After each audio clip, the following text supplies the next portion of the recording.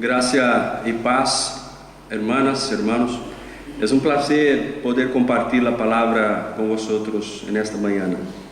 Y esperamos que el Señor nos hable, nos bendiga y nos edifique. Os invito a que abráis vuestras Biblias otra vez en el texto de Nehemías, capítulo 8.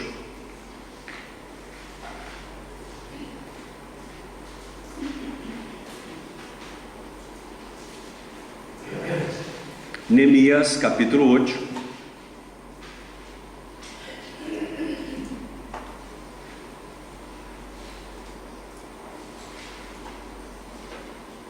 Y hago otra vez la lectura de los versículos 1 hasta el 14. Nehemías, capítulo 8, versículos 1 al 14. Y todo el pueblo se reunió como un solo hombre en la plaza que está frente a la puerta de las aguas, y le pidieron a Esdras, el escriba, que llevara el rollo de la ley de Moisés que Yahvé había ordenado a Israel. Y en el primer día del mes séptimo, el sacerdote Esdras llevó la ley ante la congregación, que constaba de hombres y mujeres que podían entender lo que oían. Y delante de la plaza que está frente a la puerta de las aguas, leyó en él desde el amanecer hasta el mediodía, en presencia de los hombres y de las mujeres que podían entender. Y los oídos de todo el pueblo estaban atentos al rollo de la ley. El escriba Esdras estaba sobre un estrado de madera que habían hecho para el acontecimiento, y junto a él, a su diestra, estaban Matatías, Sema, Anías, Urías, Hilcías, Macías; a su izquierda Pedaías, Misael, Malquías, Asum, Asbadana, Zacarías, Mesulam. Y Esdras abrió el rollo ante los ojos de todo el pueblo, porque estaba por encima de todo el pueblo, y cuando lo abrió, todo el pueblo se puso en pie. Y Esdras bendijo a Yahvé, a Elohim Agadol, y todo el pueblo, alzando sus manos, respondió: Amén, amén. Y reverenciando, se prostraron ante Yahvé, rostro en tierra. Y los levitas, Jesuá, Bani, Serebías, Jamín, Acub, Sabetai, Odías, Macías, Quelitas, Arías, Josabed, Anán y Pelaía, hacían entender al pueblo la ley, y el pueblo permanecía atento en su lugar. Y leían en el rollo de la ley de Dios, explicando y aclarando el sentido, de modo que entendieron la lectura. Y mientras escuchaba las palabras de la ley, todo el pueblo lloraba. Entonces Nehemías, el gobernador, y Esdras, sacerdote y escriba, y los levitas que hacían entender al pueblo, dijeron a todo el pueblo: Hoy es día santo para Yahvé vuestro Dios, no os lamentéis ni lloréis. Luego les dijo: Id, comed ricos manjares y bebed, y enviad porciones al que nada tiene preparado, porque hoy es día santo para nuestro Señor.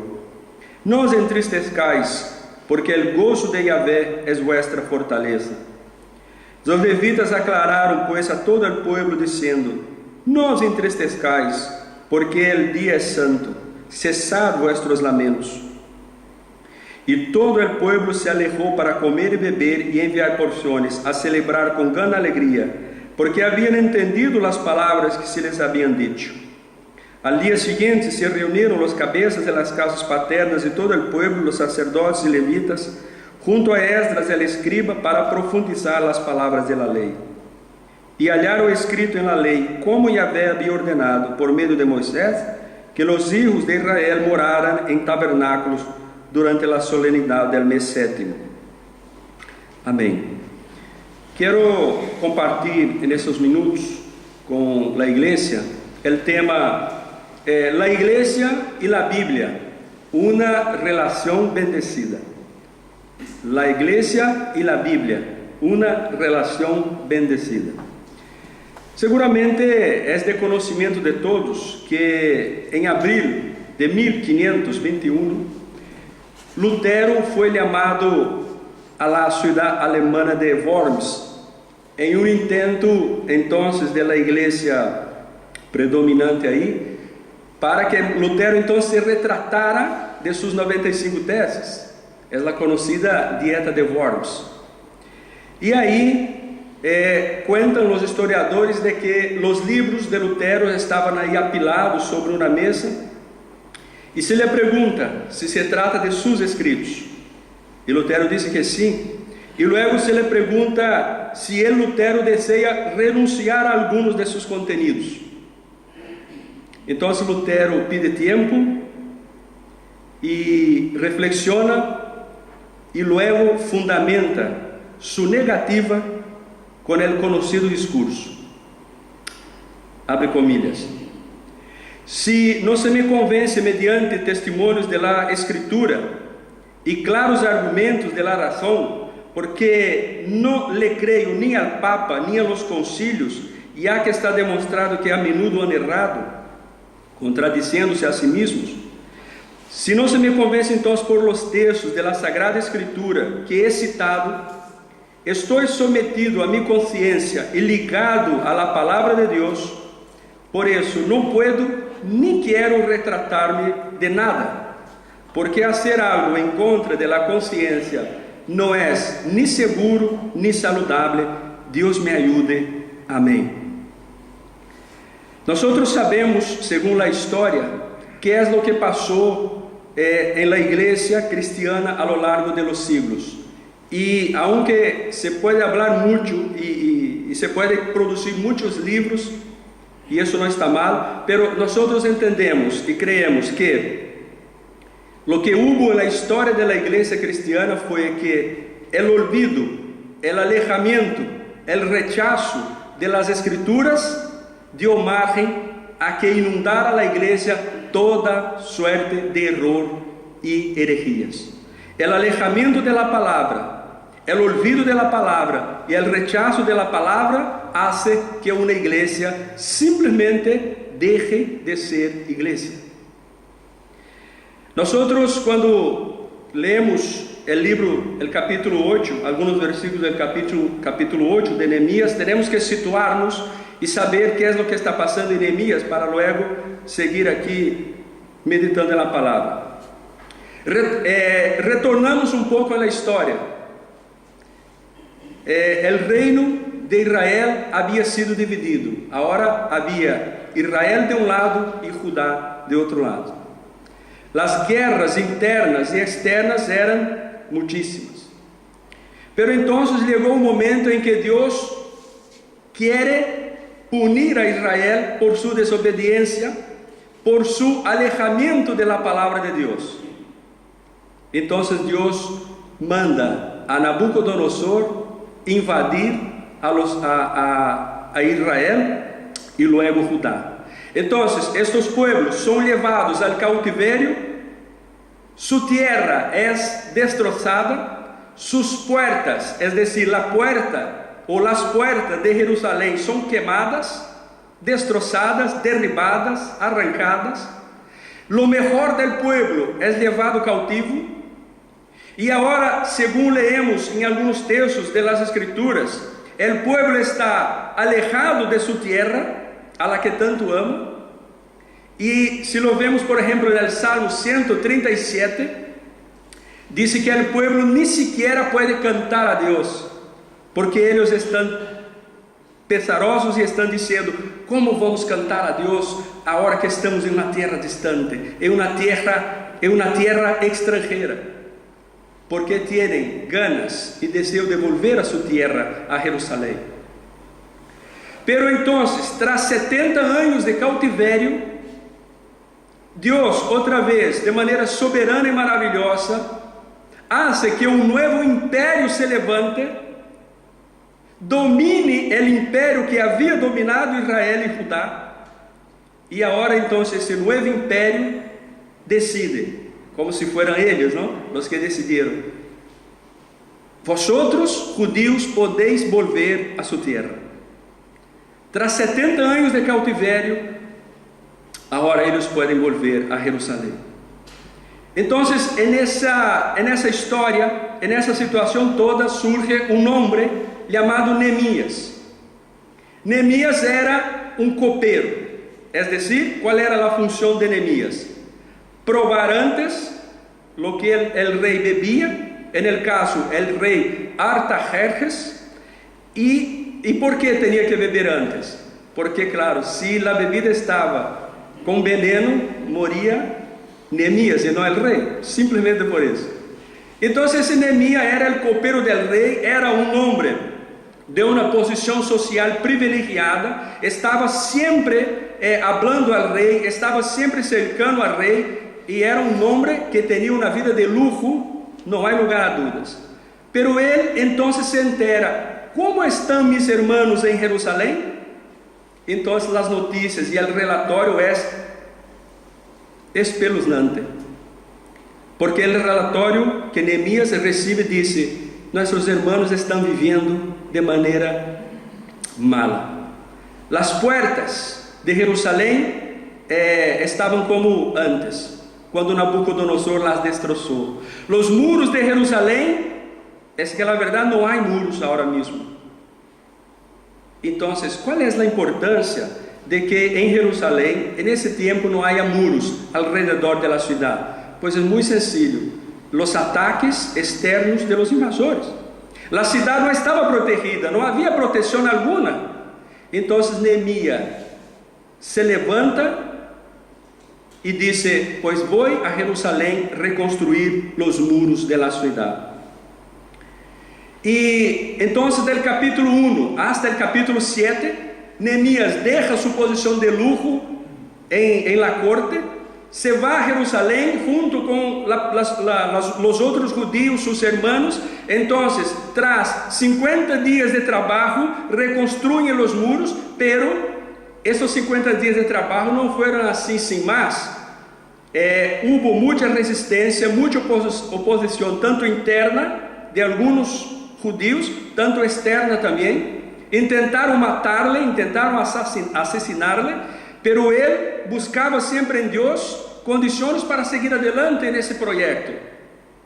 Hasta que tras los 50 días de trabajo, entonces entramos en el capítulo 8, los muros están reconstruidos, el trabajo se lo llevó a cabo. Entonces el pueblo ahora tiene protección social, el pueblo ahora tiene los muros reconstruidos, las puertas asentadas, y podemos decir que las necesidades físicas están establecidas. Pero ahora había un otro problema. Cuando el pueblo está tranquilo social y físicamente, entonces Esdras y Neemías se dan cuenta: ahora el pueblo de Dios necesita de bendiciones específicamente espirituales.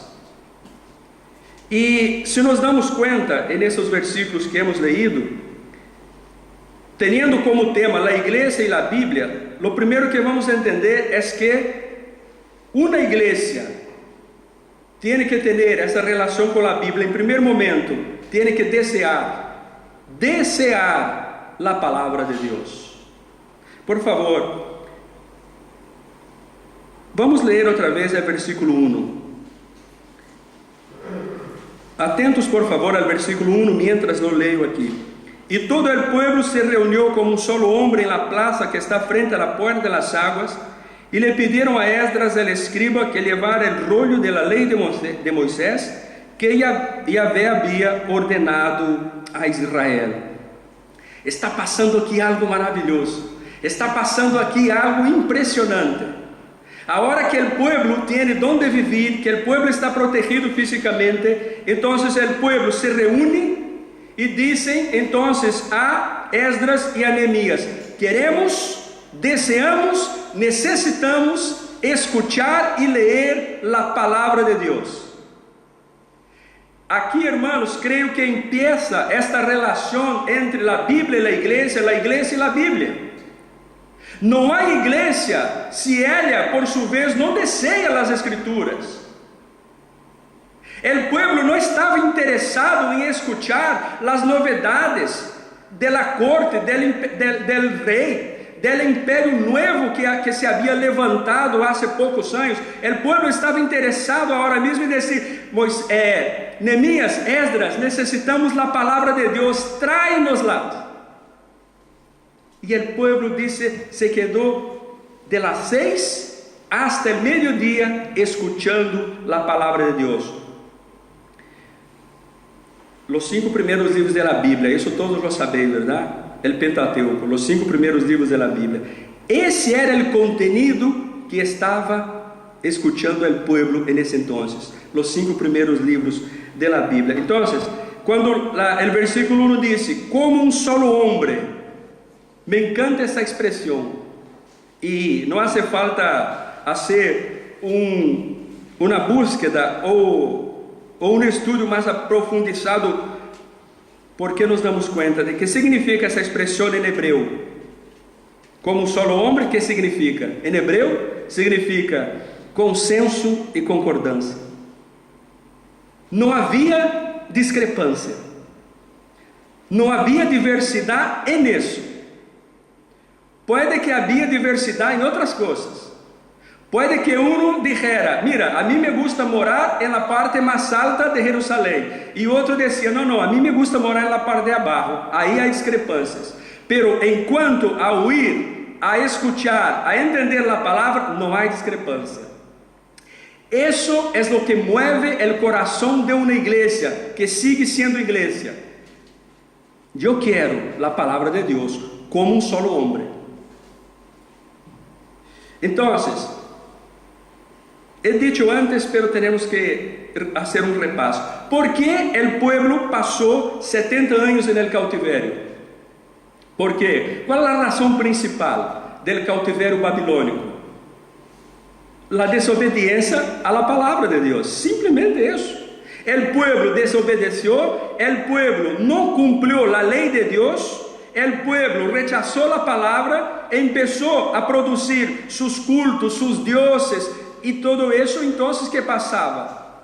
Dios decía, vosotros estáis mal, pero el pueblo no le dio oído a las advertencias. Entonces Dios dijo, bueno, ahora entonces tendréis que probar un poco las consecuencias de la desobediencia. Y eso es interesante, porque la misma palabra que había sido desobedecida antes, ahora era motivo de júbilo y alegría, porque era la misma palabra que el pueblo estaba escuchando.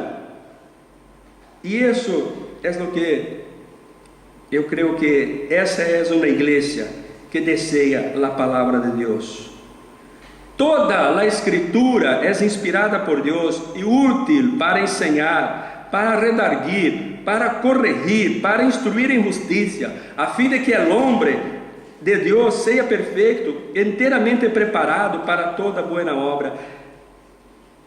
Juan Calvino, dentre tantas coisas impressionantes que dijo, também lo dijo: la palabra de Dios es el medio más seguro y accesible para conocer a Dios. Dios nos dio la luz de su palabra a fin de que para nuestra salvación le conociéramos. ¿Qué hacían los profetas? Los profetas, tanto los profetas mayores como los menores. Ellos simplemente decían al pueblo: volved a la escritura, volved a la ley de Dios.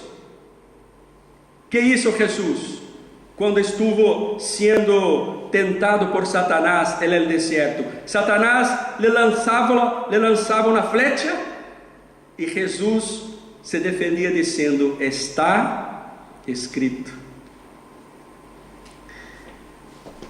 Santifícalos en la verdad, tu palabra es verdad, dijo nuestro Señor Jesús en Juan 17:17. Por entonces, creo que hace falta algunas reflexiones y algunas aplicaciones. Hoy, nosotros, eso es un pensamiento personal, una conclusión personal. Yo creo que estamos viviendo la época o el tiempo, la era más tenebrosa en la historia para la iglesia de Dios. Porque la iglesia de Dios ahora mismo está delante de unos retos y unos desafíos que no han sido dados a las iglesias en generaciones anteriores. Por ejemplo, la iglesia evangélica de hoy está abriendo mano de las escrituras. La iglesia evangélica de hoy está hundiéndose en medio de sus búsquedas, de sus anhelos, de sus sueños locos, y está dejando la palabra a un segundo y a un tercer plano. y eso es simplesmente desolador y triste.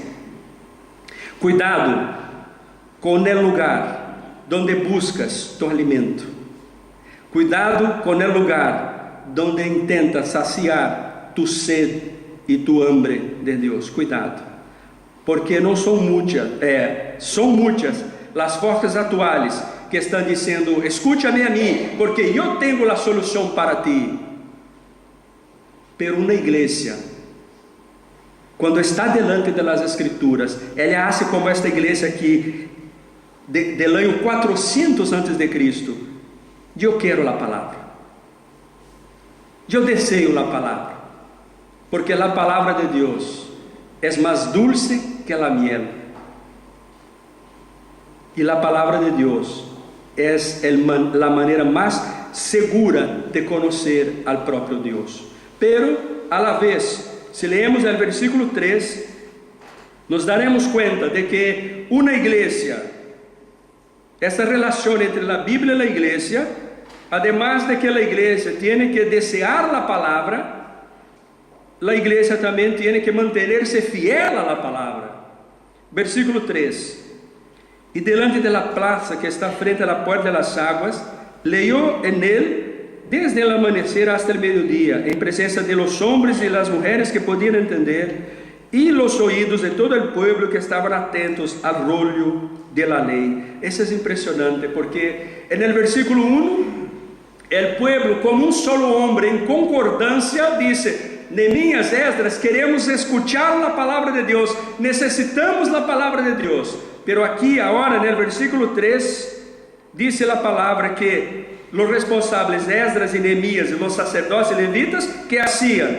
Leían en él. Y esta expresión es, creo que, importante para nuestro entendimiento. ¿Dónde leía Esdras, Nehemías, los sacerdotes y los levitas? ¿Qué era lo que leía? ¿Qué era lo que ofrecían al pueblo? La palabra. Imagínate por un momento que Esdras y Nehemías dicen: bueno, vamos a hacer lo siguiente, vamos a hacer aquí vamos a alternar, vamos a leer un poco el Génesis, pero luego a la vez vamos a poner aquí algo más placentero aquí, vamos buscar aquí algún filósofo, vamos buscar aquí algún otro sabio de la corte del rey, porque yo creo que eso también es importante. Pues no. Las Escrituras dicen que el pueblo ha sido fiel a la palabra de Dios, leyó en el libro. La fidelidad ahora es algo que hace parte de la vida del pueblo. El pueblo está consciente de que la infidelidad a la palabra provocó el cautiverio. Y ahora mismo ellos entonces con esa lección en el corazón dicen: queremos la palabra y nada más que la palabra, solo la palabra. Y me acuerdo de que hay un sola de la Reforma Protestante que tiene que ver con eso, ¿no es así? ¿Cuál es el sola? Sola Escritura. Hermanos, esa es la otra crisis de la iglesia evangélica actual, del mundo actual. La iglesia evangélica por ahí, por el mundo entero está haciendo así: bueno, ¿crees en la Biblia? Claro, creemos en la Biblia, pero a la vez, junto con las Escrituras, están añadiendo libros de hombres y mujeres y diciendo: tienen el mismo valor. No, espera, se trata de desear la palabra, se trata de mantenerse fiel a la palabra, se trata de sola Escritura. Y otra vez cito ese hombre, Juan Calvino, dijo: si nos desviamos de la palabra, no importa el rumbo que tomamos, nunca, jamás llegaremos a nuestra meta, pues estaremos andando fuera del camino. Josué 1:8. No se aparte de tu boca el libro de esta ley, de día y de noche meditarás en él, para que cuides de hacer conforme a todo aquello que está en el escrito, porque entonces harás próspero tu camino y tendrás buen éxito. Josué 1:8. Ser fiel a la palabra de Dios. leer la palabra de Dios, desear la palabra de Dios, pero se trata de solo la palabra de Dios en cuanto a asuntos referentes a Dios. Por ejemplo, hay una idea hoy que dice así, la idea es, la sociedad juzga, es decir, la sociedad somete la Biblia a juicio. Atentos con eso, por favor. Eso es lo que se está diciendo por ahí. Entonces la gente, por ejemplo, dice, aquí está la Biblia. La gente dice, bueno, el pensamiento actual de la sociedad tiene que someter la Biblia a ese pensamiento actual de la sociedad. Rotundo error. Es al revés. La palabra de Dios es la que somete el pensamiento actual a su juicio. Es decir, una iglesia que tiene esa relación bendecida con la palabra de Dios, ella se dará cuenta de que hay muchos pensamientos en la calle, hay muchos pensamientos en la tele, en los periódicos, en la radio, que son contrarios a la palabra de Dios. Pero una iglesia que es fiel a la palabra de Dios no va a hacer un pacto con esos pensamientos, por favor. Una iglesia que es fiel va a decir, mira, sigue usted, caballero, con su pensamiento, porque yo estoy aferrado a la palabra y de ella no la dejo. Es lo que hizo aquí Esdras, Nehemías, leyó la palabra y el pueblo se estaba llenando de bendiciones escuchando la palabra. No importa lo que hay alrededor, no importa los pensamientos que hay, como por ejemplo, no quiero alargarme mucho, pero por ejemplo, algunos suelen decir, especialmente en las universidades, pero eso ya empieza en el colegio, en el instituto también, la gente dice, pero ¿cómo podéis vosotros aún creer que Dios creó los cielos y la tierra? Si los científicos ya han concluido que la teoría de la evolución creó, no vale la pena, por favor, ni terminar el argumento, ¿verdad? Porque primero creemos porque está en las Escrituras. Segundo, creemos também porque muitíssimos científicos han dicho, la teoría de la evolución es una patraña. Es decir, nosotros, hay muchas cosas, muchos movimientos hostiles, sí, pero hermano, por favor, pon tu corazón en la palabra de Dios y tranquilízate.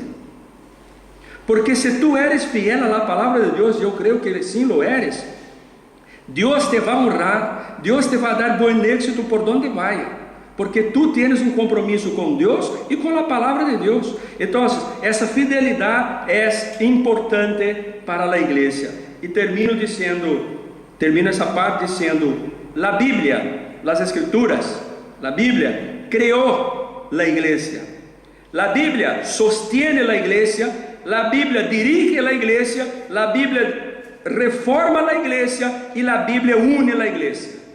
Fidelidad a las Escrituras.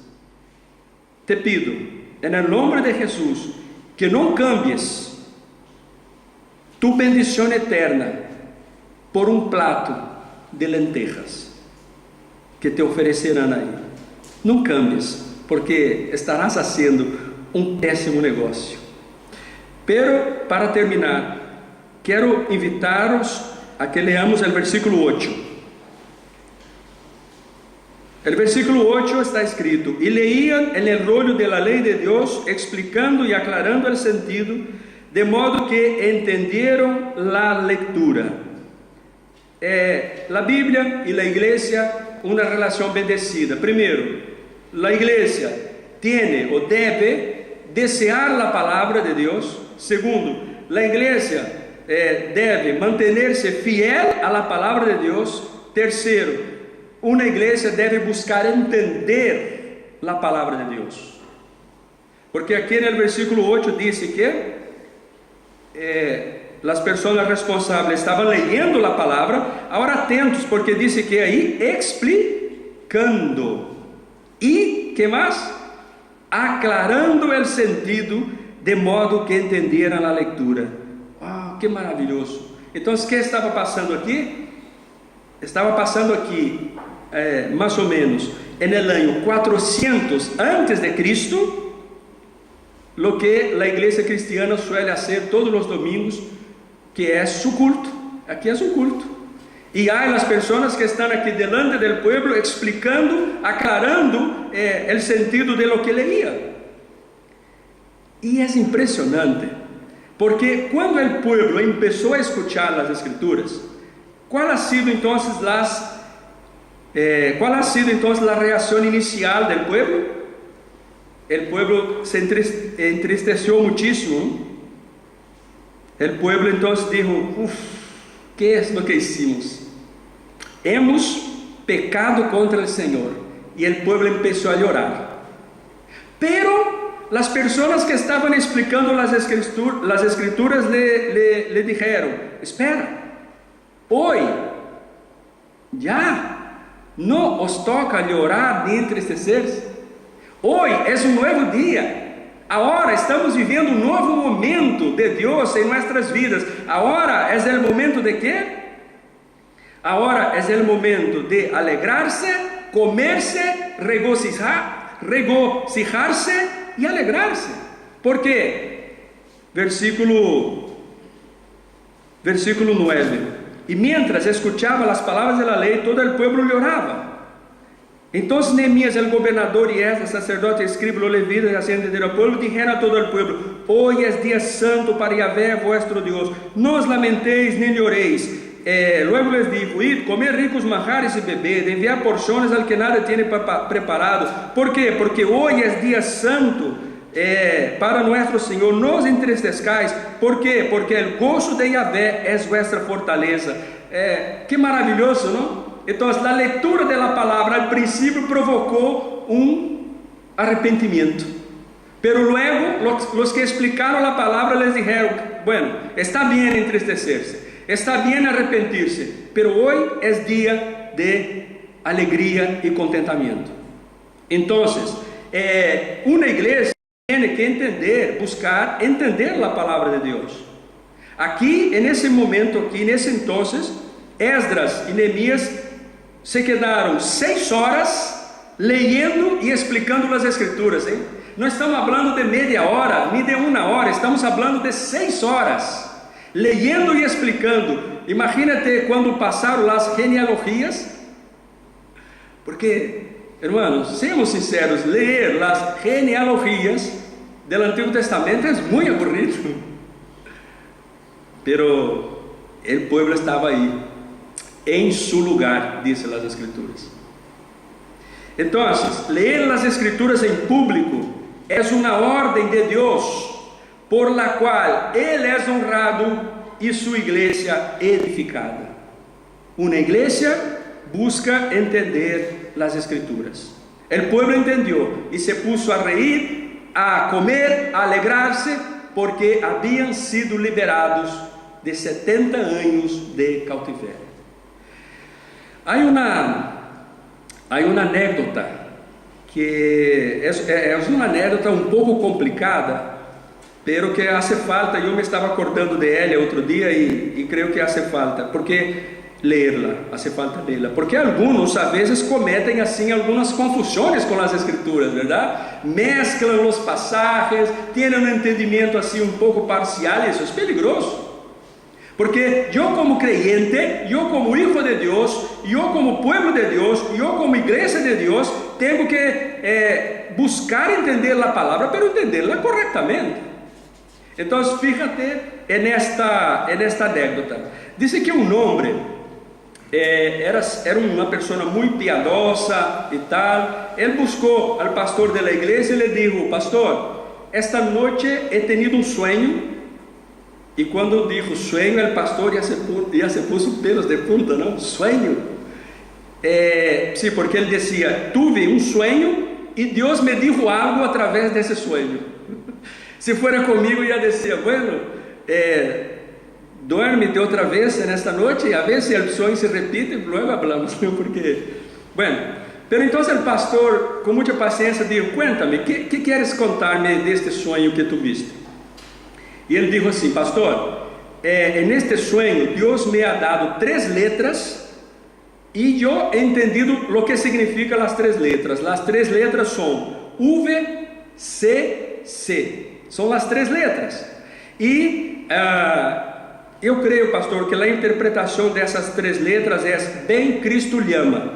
Assim que, pastor, por favor, eu te pido permisso que me des aí, me cedas o púlpito, porque quero compartilhar a palavra, porque Deus me ha dicho que me está chamando para predicar a palavra. E o pastor disse: sim, vas a predicar a palavra. Então, vamos falar aqui 2 minutos sobre o entendimento que tu tienes da palavra de Deus, ok? Sim. ¿Qué es lo que más te gusta en la palabra de Dios? Y el hombre, muy sencillo, era un hombre que vivía en el campo y todo, dijo: pastor, a mí me gustan las parábolas, especialmente la parábola del samaritano, que suelen decir buen samaritano, pero yo prefiero decir la palabra parábola del samaritano. Todos conocéis la parábola del samaritano, ¿ok? Pues mira, entonces el pastor le dijo al hombre: explícame la parábola y qué es lo que entiendes tú de esa parábola. Y ojo para lo que el hombre le dijo: iba un hombre de Jerusalén para Jericó y fue asaltado. Y él les dijo: varones hermanos, escuchadme, no tengo ni plata ni oro, pero lo que tengo eso les doy. E se os entregou todos sus bienes, a unos 5 talentos, a outro 12, a outro 1, según su capacidad. E yendo-se de ali, el Espíritu lo llevó al desierto, y tras ayunar 40 días y 40 noches, tuvo hambre, y los cuervos le traían alimento, pues él comía langostas y miel. Luego, cuando pasó allí cerca un carro de fuego, lo ocultó de la mirada de todos. La reina de Seba viu eso y dijo: ni me contaron ni la mitad. Entonces el hombre fue a casa de Jezabel, la madre de los hijos de Zebedeo, y dijo: tuviste 5 maridos, y el hombre con quien ahora vives no es su marido. Mirando lejos, viu Zaqueu colgado por los pelos en un árbol, y le dijo: bajad ahora mismo, pues hoy comeré en su casa. Vino Dalila y le cortó el pelo, y los restos que sobraron fueron 12 canastas llenas para alimentar la multitud. Por lo tanto, no estéis ansiosos diciendo: ¿qué comeremos o qué beberemos? Pues vuestro Padre Celestial sabe que necesitáis todas esas cosas. Y todos los oyentes se maravillaron de su doctrina. Essa ha sido a espeluznante explicação que o homem ha dado de la parábola del samaritano. E o pastor, com a mesma paciência, mira, dijo al hombre: hermano, com esse entendimento que tu tienes de la palavra de Deus, eu não creio que as letras que te apareceram em sonho significam bem, Cristo lhe ama. Significa: vete a correr limones, porque com esse entendimento que tu tienes de la palavra, não podrás compartilhar a palavra. É uma anécdota que nos ensina que a vezes estamos aí familiarizados com a palavra, pero nosso entendimento não está bem. Passa algo com nosso entendimento. Então, o que nós temos que fazer é volcarmos a compreender a palavra, ler a palavra, compreender a palavra. E a mim me gusta sobre isso uma porção de la confissão belga que diz: creemos que nesta Santa Escritura contiene de um modo completo a voluntade de Deus, e que todo lo que o homem está obrigado a creer para ser salvo se enseña suficientemente nela. Então, hermanos, a palavra de Deus não tem acepção de persona. Uma pessoa que não lê pode entenderla suficientemente para sua salvação, al igual que uma pessoa que tem pós-doutorado também pode hacerlo. Então, a vezes nos equivocamos em princípios básicos das Escrituras. Eu me quedei muito triste um dia quando uma pessoa que tinha 45 anos havia nascido como membro já de uma igreja, de uma família da igreja, tinha 45 anos, e ela me chamou e me disse: es que hasta ahora não consigo entender Gênesis 3:15. Por favor, nós somos 45 anos em uma igreja sem entender Gênesis 3:15. Então, às vezes temos esse problema. Concluyo. Qual é a vinculação que há, ou o vínculo que há entre Neemias e o Novo Testamento, em vossa opinião? Qual é o vínculo que há entre Neemias e o Novo Testamento? Pois, muito importante que lo sepamos. Qual era a labor principal de Neemias? Reconstruir os muros de Jerusalém. ¿Qué pasó con Jesús en Jerusalén? Donde Jesús tuvo los últimos tiempos de su ministerio en Jerusalén. Donde Jesús ha sido crucificado, cerca de Jerusalén. Entonces, lo que estamos viendo aquí en Nehemías capítulo 8, de reconstruir los muros y de fortalecer el pueblo en la palabra de Dios, tuvo sus consecuencias muchos años después. Porque cuando Jesús vino, Jerusalén estaba un poco destruida también por el general Tito, pero Tito se encargó más de destruir el templo, pero la ciudad que sí tenía condiciones. Entonces,